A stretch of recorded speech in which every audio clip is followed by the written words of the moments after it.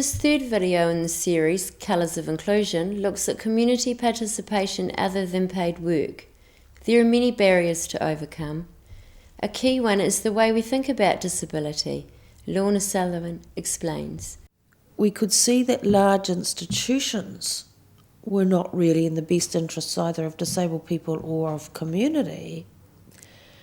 We didn't deinstitutionalise our thinking when we moved people out into community.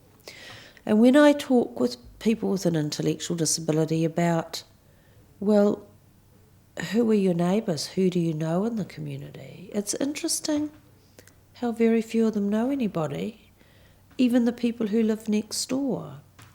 So while we have shifted people physically and we've segregated and congregated them into smaller groups, we still use institutional practices and principles in the support of their lives. Very few people who are paid to work with people with disabilities enter into true friendships and relationships with them. So part of how we participate and be ordinary in community is because we've got friends, we've got neighbours, we've got colleagues, we've got members. How many people with an intellectual disability are members of Rotary, are members of the bowling club, are members of the tennis club, are members of the craft group? Very, very few.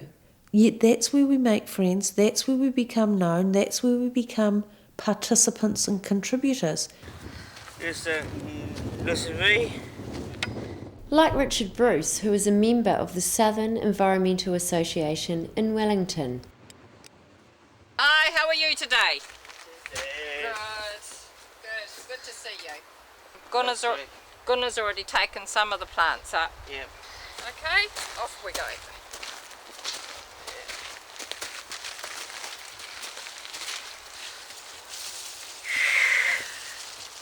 That's a long way up, isn't it? No, not really. It's not as far as we were working last week, thank goodness. Yeah, it's true. I don't know what technique others use.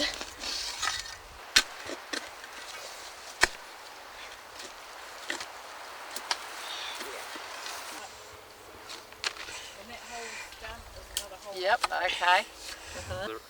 I never lived this He's down. not allowed to pick them up by I'll the pick hair, this is up. he, Richard? No. No. So we pick it up. Tell him off. That's alright. Pick it up by the pot so you don't harm the leaves or the roots. Yeah.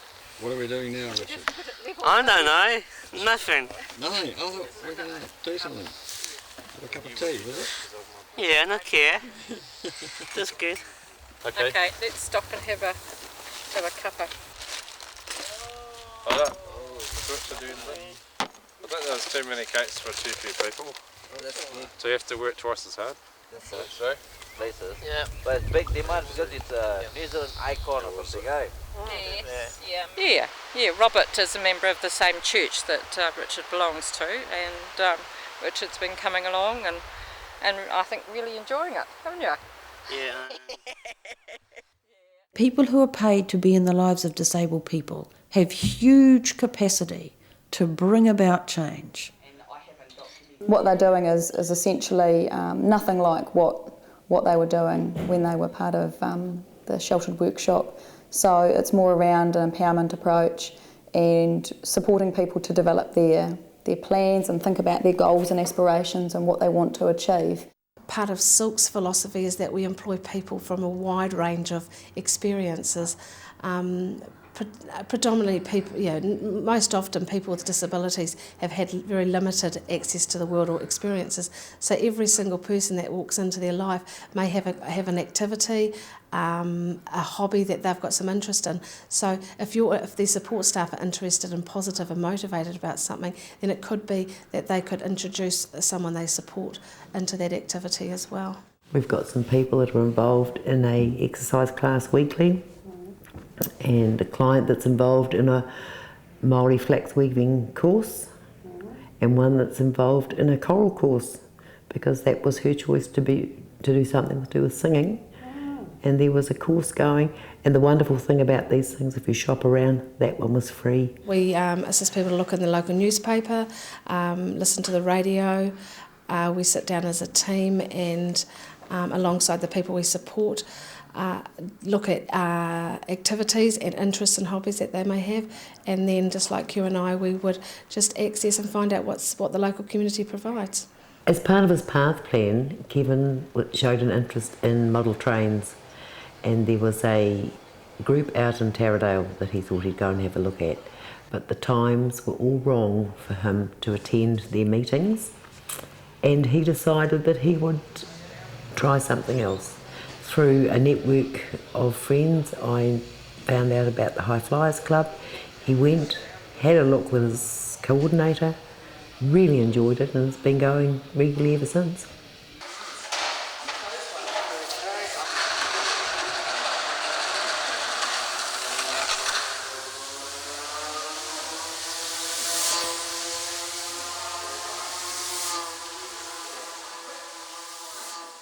Membership of clubs has huge benefits. People learn new skills and make new friends. Just take the clothes pegs off that one. Put your sanding block down.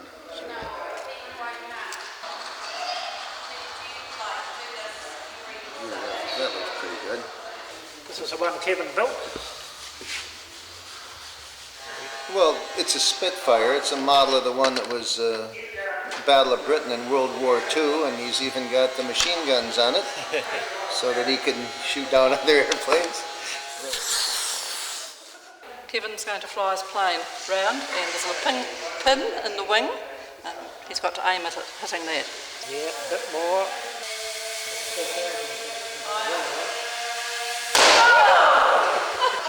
I wonder what that was. Well, it's a good hobby for anybody, and it teaches a lot of skills. He does a nice job. He's built his own airplane, and then he goes and flies it and paints it, and seems to have a good time doing it. We enjoy having him here. And he builds nice airplanes, what can we say?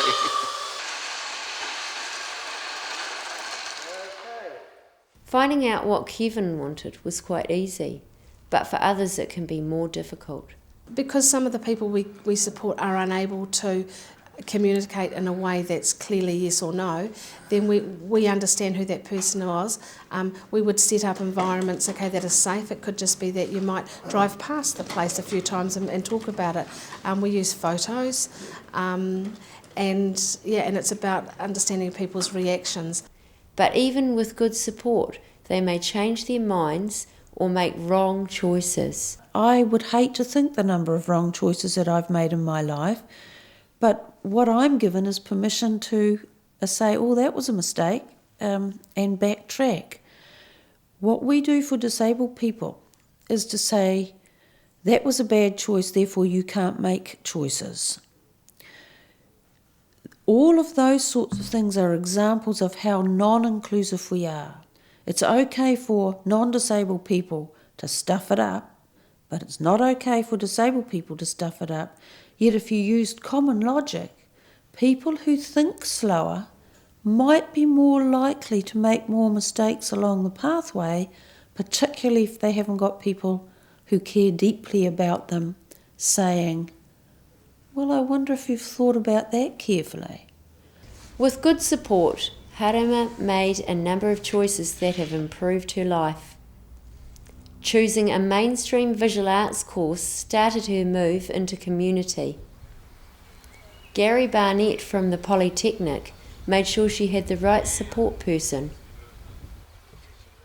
We used the services of Workbridge for a reader-writer, but the key to that was that the reader-writer, we went into the class and looked at the students and the mix of the students, and we found out they were all youngish females, girls. So we got a young girl to buddy up with Harema and be her reader-writer. So the social side in that picked up straight away. Harema then chose to sell her art. We were looking at putting some paintings or art in the motel units just to brighten them up and make them a bit more cheerful. We came across these paintings being displayed at the shop here in Rotorua, and we picked out 16 paintings as some of these that you can see here. And yeah, I sold a lot of my paintings. Later, she decided to work in a bakery. I used to work in the workshop, just sit around waiting for work. And here, at least you're motivated and you're doing something and you're interacting with other people and have a laugh. Yes. And that's why I got this job. And you're much happier? Yeah. Taking a further step towards an ordinary life, Harema chose to move from a residential disability service to private board with Elaine and Alan Rowe. My relationship with Harema is, she's my buddy. Yep, as a friend. She's my buddy, and that's how I treat Harema. She's my buddy. We're a buddy system. Staff also help people become more independent in accessing ordinary things in the community. Things as simple as being able to be supported to go to the bank and open a bank account, to open a savings account. It might be being supported to go down and order a latte, if that's what you want to do. It might be going to a video shop, joining and choosing a video that you're going to actually enjoy watching when you get home. On going out for a coffee or food, Lorna has a few suggestions. You see a lot of people with intellectual disability going to places like McDonald's. Yet what do we know about McDonald's? Nobody talks to you there. Your engagement with the person serving is about 2 seconds flat. Every time you go, there's a different person. But if we went to the local corner coffee shop, and we went every week, you'd see the same people there, and people would start to know who you are, and you would start to form relationships with other people. The same in simple ways in supermarkets. You get to meet no one. But in the corner dairy, you can form relationships. Voluntary work is a good choice for some people. They gain self-esteem from contributing to their community.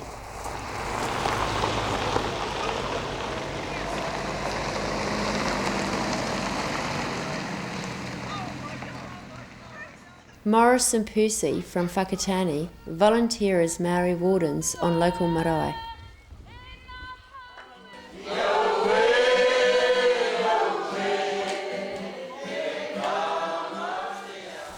As wardens, they also patrol the car parks and wards of their local hospital, making sure that visitors keep to the rules and everyone is safe.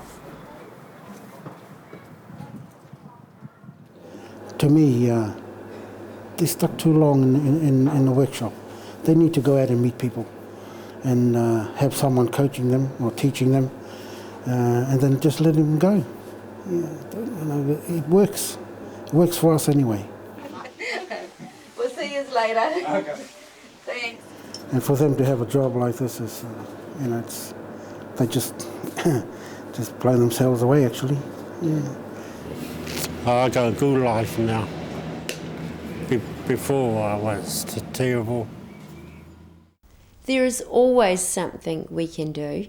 Debbie Hanna talks about Carl in Tauranga, who may be unable to speak but has good listening skills.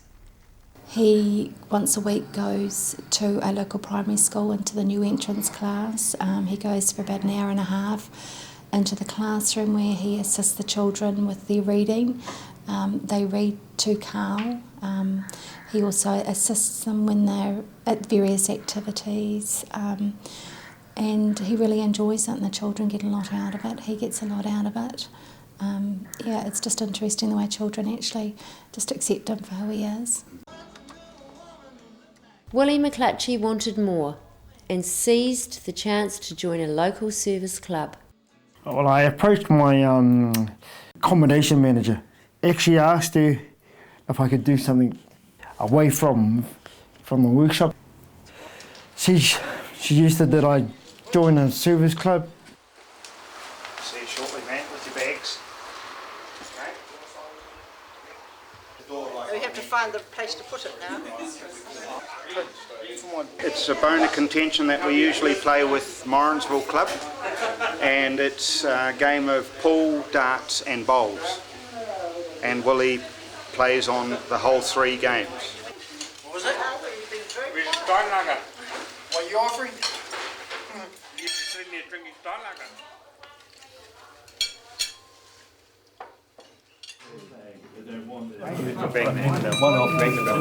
Now, I tell you, it's quite a nice dining room as it is now, and they're sort of stepping up their catering. Or we can make it till then if you want. But, Mr. President, you are the President. You may set the date when and whom officiates as you please. Note. We'll make it the 29th, because I'll be back. Willie's only the second wheelchair-bound president in Kiwanis history, and that's internationally. Yeah. On that note, I'd like to thank everybody for being here tonight, including guests. Thank you. We've enjoyed it. Thank you very much. Good one. Well, thanks, Willie, very much. Being a volunteer has enabled people to get some practice at being more reliable, listening to instructions, and being a responsible member of whatever group they're part of. You know, we have age concern that we've had a client who was doing an hour's voluntary work there twice a week, and out of that, I believe directly, because of the skills she learnt there, she got a paid position and went with a very glowing reference from her volunteer job. Once a person successfully chooses and accesses community options, staff notice how keen and confident they become. When I first started Play Centre, I used to be really shy, and then I've come out of my shell a lot. She's really skilled at making finger paint, and one of the wonderful things that has developed is that over the years she's actually taught many Play Centre parents how to make the finger paint themselves. But sorry, we can't eat this now. She brings to our centre a lot of skill and energy and plenty of smiles. She didn't do it today for the camera. She's very good at helping to look after our babies and giving some of our parents a little bit of a rest. And you're patting it, good girl. Lots of talking and working with children and just really being their friend. Now that I'm at Play Centre, I'm really enjoying my job, but it's really good. We've seen that with quite a few people, in fact probably everyone that's participated in the community participation service, or they've been supported to get out there into their communities, is this huge increase in people's confidence and their desire to make choices for themselves and their ability to make choices for themselves. Because in the previous environment, that choice wasn't encouraged in the same way, whereas it is now, because it's being actively encouraged. Like when Harima first came here, it was like she had a lot of difficulty making those choices by herself. When I said to her that it was okay for her to make the choice that she wants to make. If she wants to have pork chops for dinner, pork chops it is. When she does prepare dinner, she used to say to me, what time shall we have dinner? And I'd say to her, you're the chef, that's your decision, what time we have dinner. And Harima was just over the moon about that, because she never had that choice. After decades of segregation, it's not surprising some find it difficult relating to a person with a disability.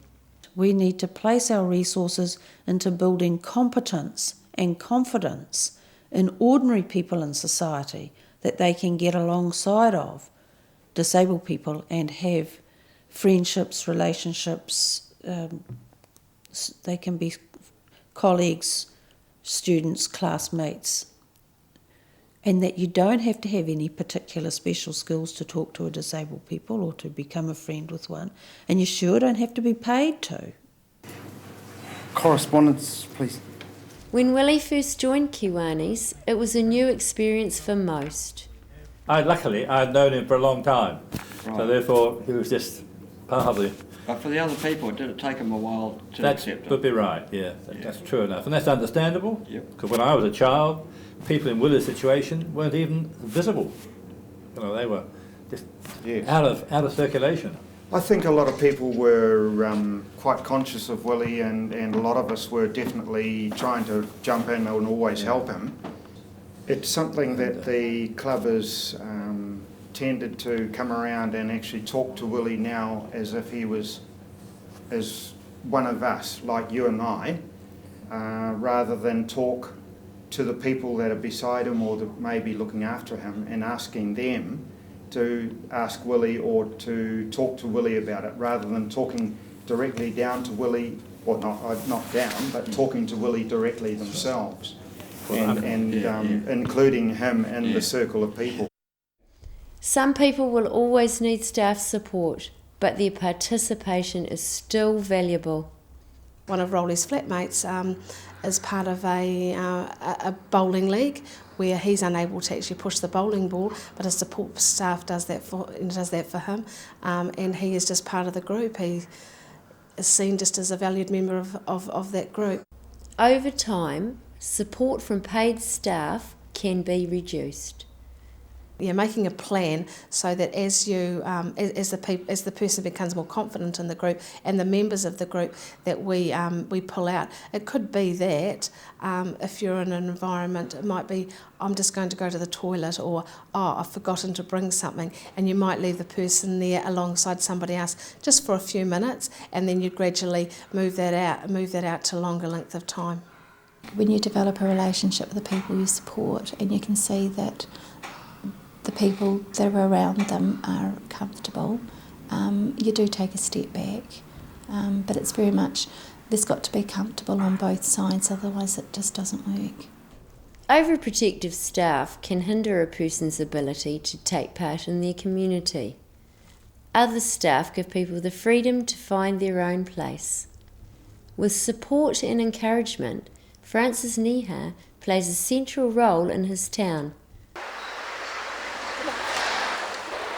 I don't know Francis personally, but he's one of the very well-known character people of the Taoranui town area, and he seems to be especially well-known in the vicinity of the railway station. He's there to greet most of the trains and the intercity coaches as they pull in. There wouldn't be many people in the Taoranui, especially the town area, wouldn't know who he was. Everyone knows you? Yep. All 5,000 of us? Cheeky too. Just part of Taoranui. Everyone knows him here. And everybody would look after him or make sure nothing happens to him in this town. So actually he's almost one of the first citizens here, apart from the mayor. And even back in the UK, I've talked about Francis. So he's famous not just locally, but internationally as well. Oh, he's well accepted no matter where he goes in the community. How's he out there, Francis? Oh, thank you. What are you doing here?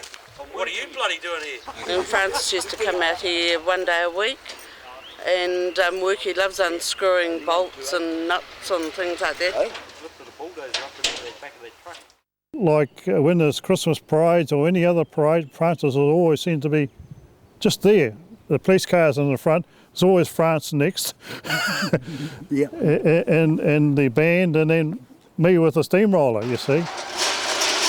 This is the one he leads in the parade every time I come out with it. He always stands in front of the roller, doesn't matter where it is.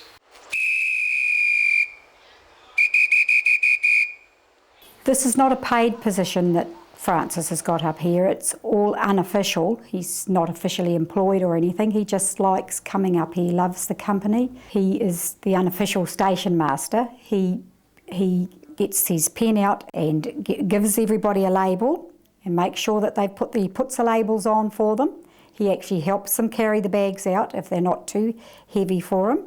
He just thrives on helping people.